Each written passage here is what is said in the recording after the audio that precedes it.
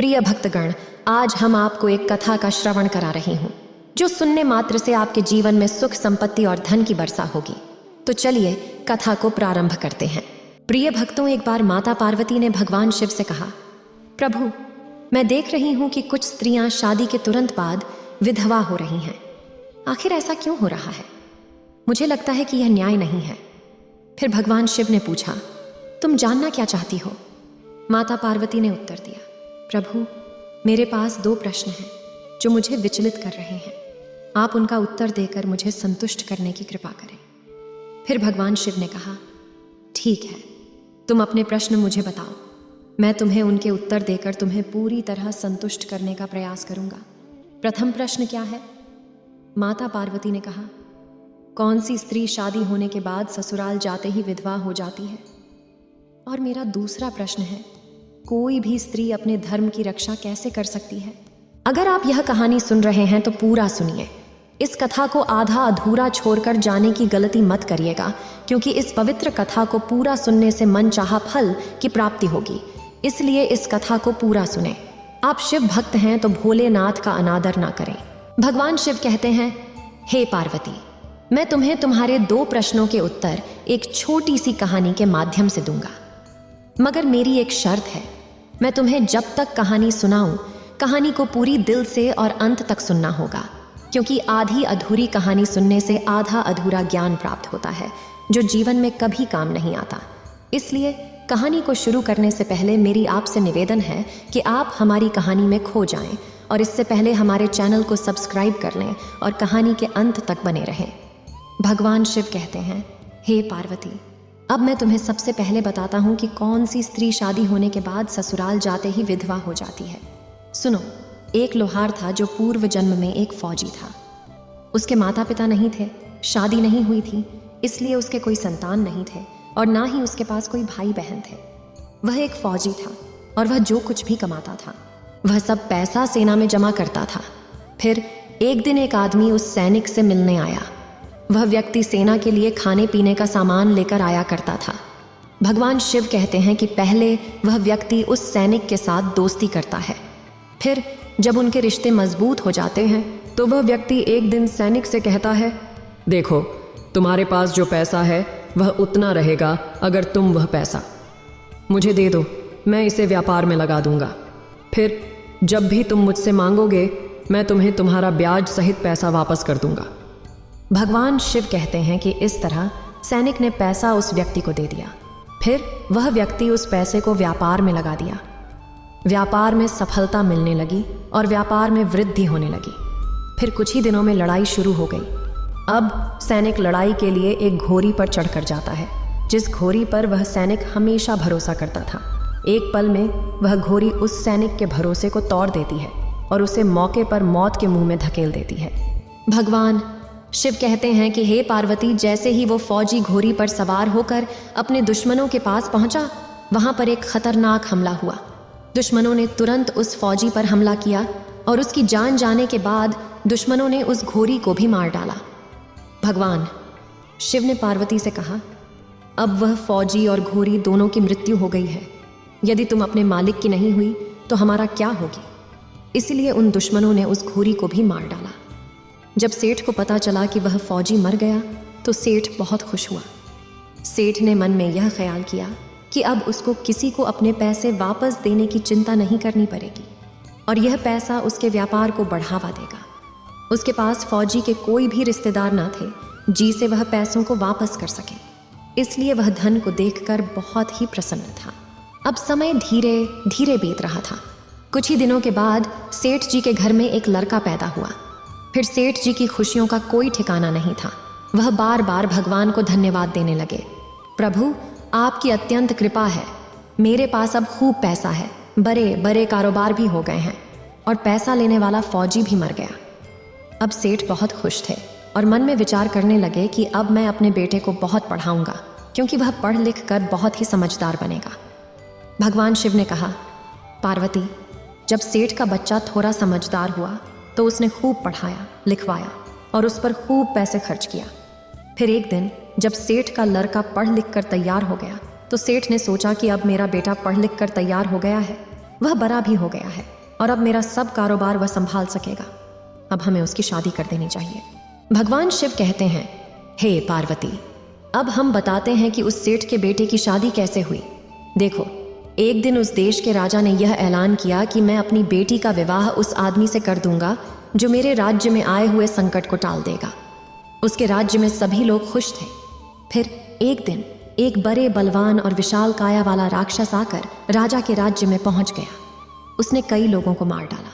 तब राजा और उसके सैनिक उस राक्षस को मारने के लिए निकले, लेकिन राक्षस ने सैनिकों को भी मार दिया और राजा को बंदी बना लिया। भगवान शिव यह कहते हैं, हे पार्वती, जब राक्षस राजा को बंदी बना लिया तो रानी बहुत परेशान हो गई। वह अपने पति के लिए बहुत दुखी हो गई और राक्षस से अपने पति के प्राण लौटाने की भिक्षा मंगाने लगी। फिर रानी के दर्द को देखकर राक्षस ने कहा, यदि रोज एक मनुष्य मेरे गुफा पर आकर मेरे लिए भोजन बनाएगा तो मैं तुम्हारे पति के प्राणों को छोड़ दूंगा। फिर राजा ने उस राक्षस की प्रतिज्ञा को स्वीकार किया और फिर रोज एक व्यक्ति उस राक्षस के लिए उसकी गुफा पर भोजन के लिए जाने लगा। इस तरह कुछ दिन बिता, लेकिन एक दिन राजा के लोगों ने कहा, महाराज, इस तरह से हमारी प्रजा धीरे धीरे समाप्त हो जाएगी। हमें इस राज्य को बचाने का उपाय ढूंढना होगा।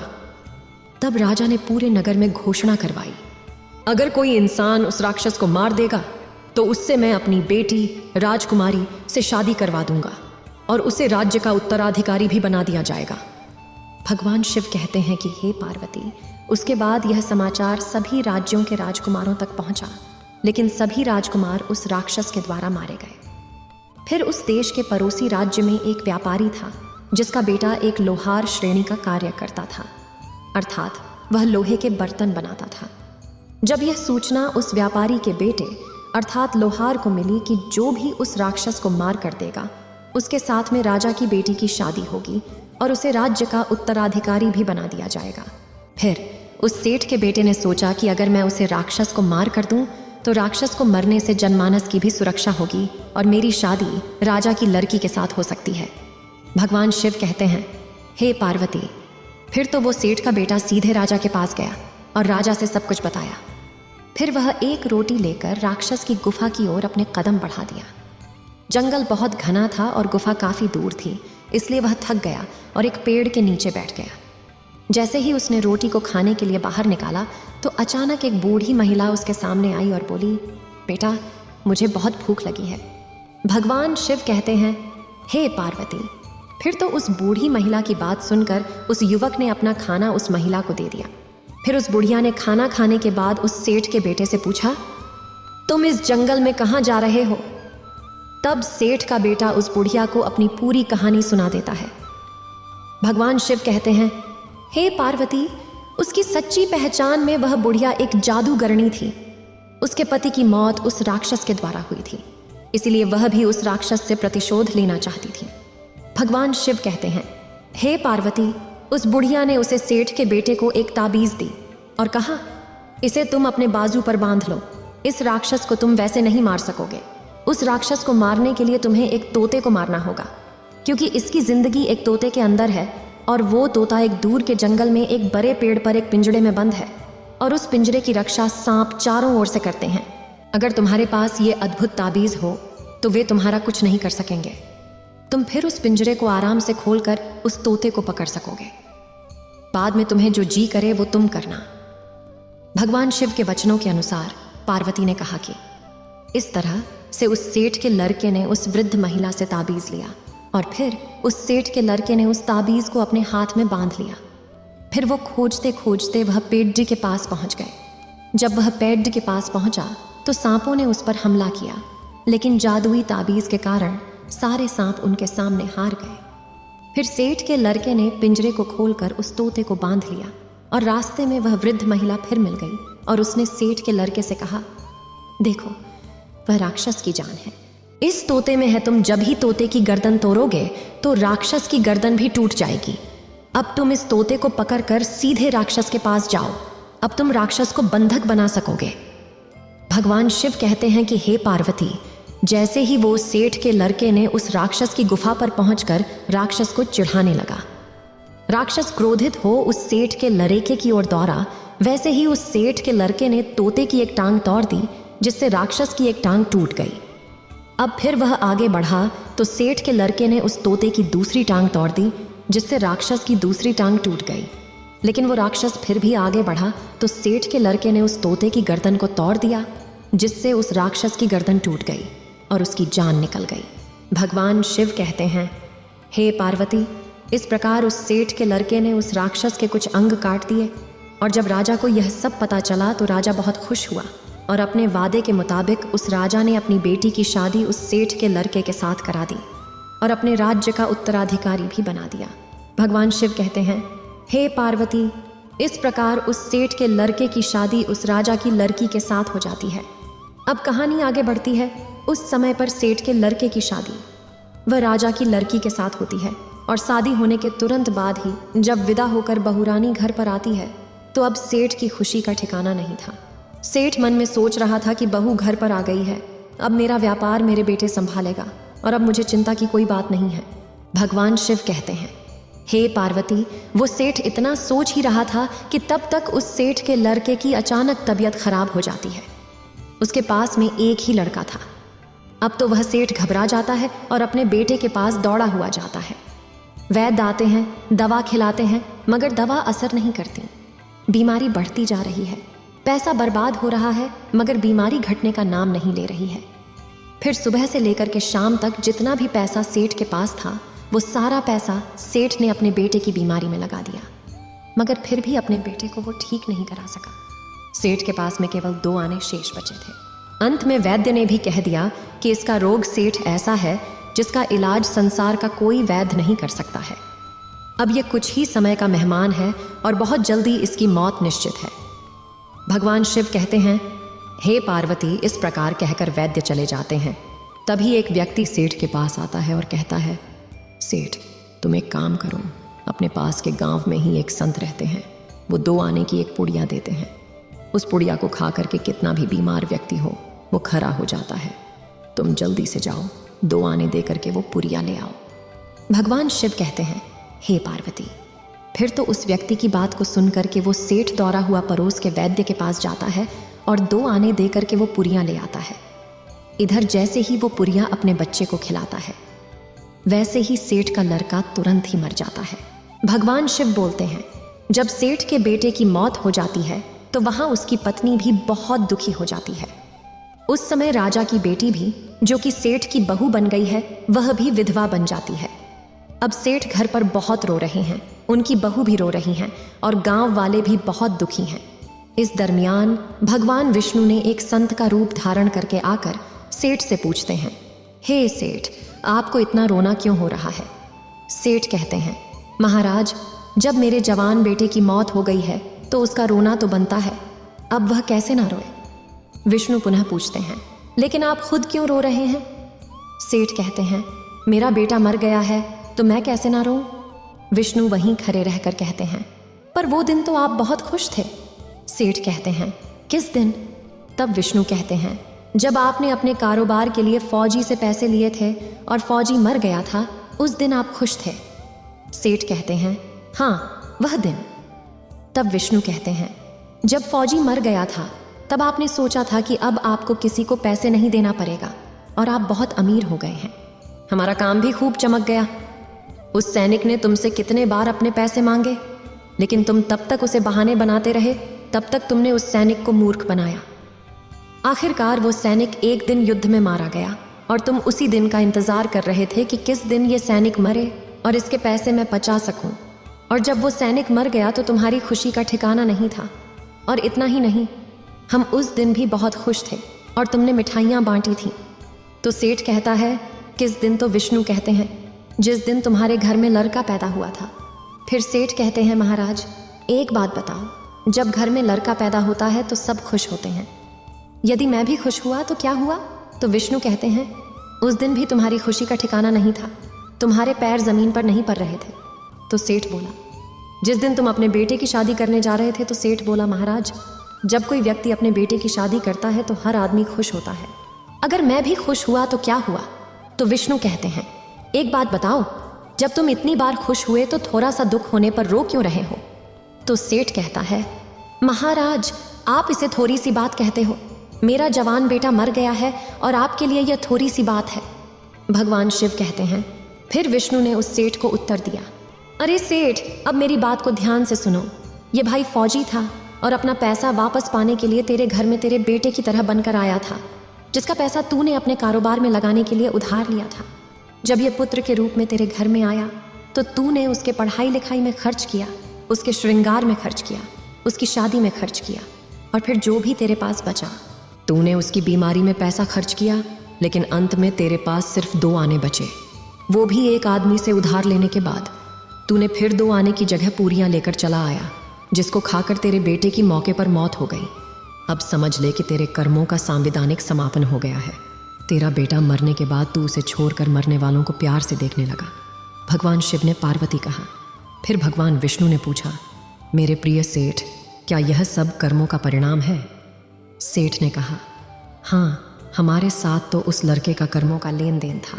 लेकिन मुझे बताओ, मेरे घर में जबान बहू रो रही है, उसको जवानी में धोखा दिया और विधवा बनाया गया, तो बताओ उसके साथ ऐसा क्यों हुआ? उसने कैसे इस बेचारे के साथ धोखा किया था? उसके क्या गुनाह थे जो उसे विधवा बनाने पर मजबूर कर दिया? भगवान शिव बोलते हैं। पार्वती फिर सेठ की बात सुनकर कहते हैं। भगवान विष्णु जवाब देते हैं, देखो सेठ, जो तुम्हारी बहू है, यानी यह राजा की बेटी है, वह अब तुम्हारी बहू बनाई है। वह पूर्व जन्म में एक घोरी थी। उसने अपनी जवानी में एक फौजी को बहुत बड़ा धोखा दिया था और अपनी पीठ पर उस फौजी को बैठाकर दुश्मनों के बीच ले गई। फौजी ने इससे बहुत विनती की और कहा, तू तुरंत यहाँ से चली जा, अन्यथा मैं तुझे मार दूंगा। लेकिन इसने कदम नहीं बढ़ाया, क्योंकि वह चाहती थी कि यह फौजी मार दिया जाए। तब तक दुश्मन आ पहुंचे और फौजी पर हमला कर दिया, जिससे फौजी की मौके पर मौत हो गई, और उसी समय उन दुश्मनों ने उस घोरी को भी मार दिया। फिर उन्होंने सवाल किया, वो जो अपने मालिक की नहीं थी, वह हमारी क्या होगी?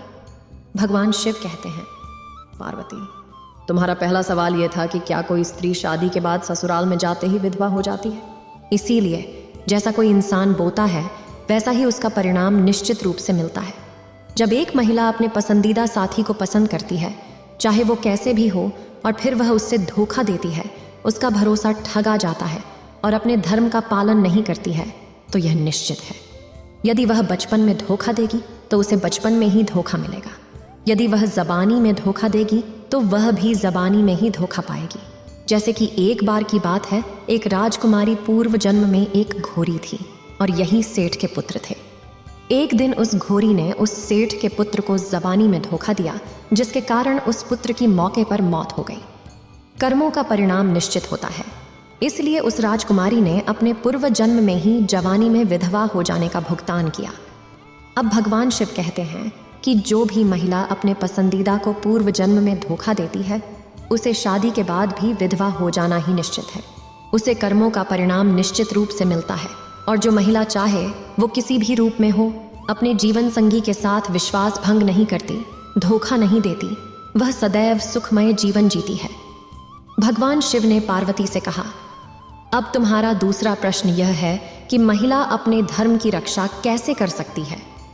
तो समझ लो, हर महिला के पास 4 पतियां होती हैं। विवाह के समय पहले पति का अधिकार चंद्रमा को सौंपा जाता है, फिर विश्वास को दिया जाता है। तीसरे नंबर पर कन्या का अधिकार अग्नि को सौंपा जाता है। चौथे नंबर पर कन्या का अधिकार पति को सौंपा जाता है।